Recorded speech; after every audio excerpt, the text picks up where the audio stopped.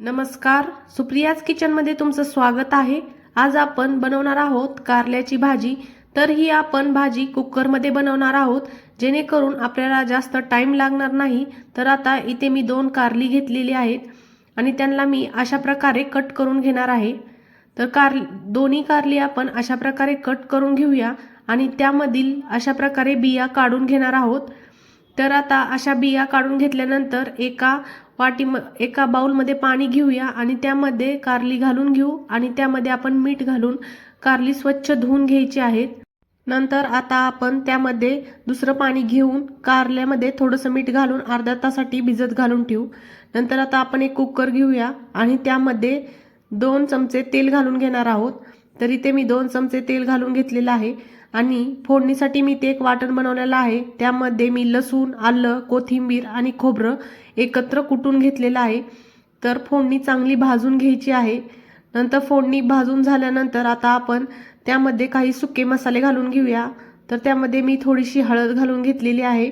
नंतर इथे मी धने पावडर घालून घेतलेली आहे आणि 1 चमचा गरम मसालाही घालून घेतलेला आहे।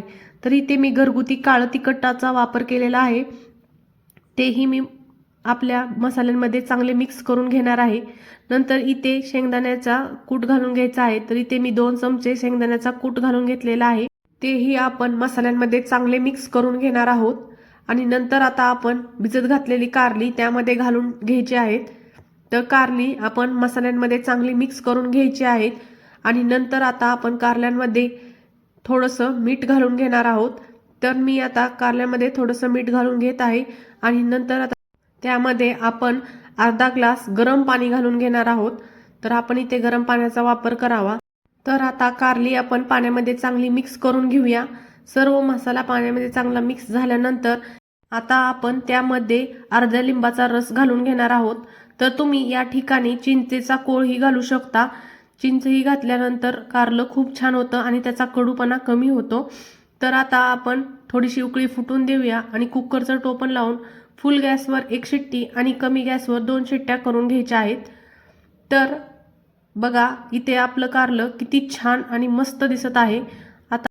चला तर आता मी तुम्हाला कारलं चांगलं शिजलंय का ते दाखवते। तर इथं फोर्कच्या साहाय्याने मी कारलं तोडून घेतलेलं आहे। बघा कारलं किती मऊ शिजलेलं आहे आणि लिंबू घातल्यामुळे कारलं कडूही लागणार नाही। अशा प्रकारे आपली कारल्याची भाजी तयार झालेली आहे। ही एकदम कमी वेळात तयार होते।